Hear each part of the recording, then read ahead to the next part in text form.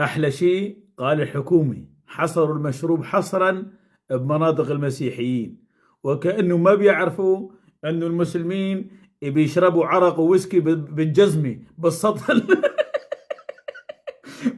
وإيش كرم الحكومة ها. هلق من هون لساعتين بإذن الله، بإذن المولى بتكون خالصة كلاشنكوف إخوانها. أخونا الرئيس ماهر رسيادته بيشرب فودكا بالجزمة، بيضل يشرب فودكا لحتى ما بقى يعرف باب بيته من باب البراد. بس بشو بدهم يسووا؟ بدهم يغطوا على الفشل.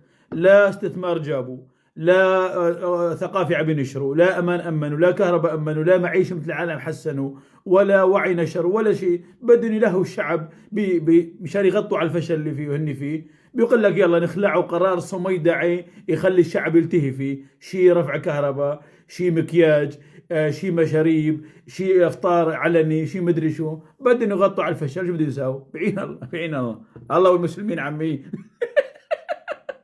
بصحتكم.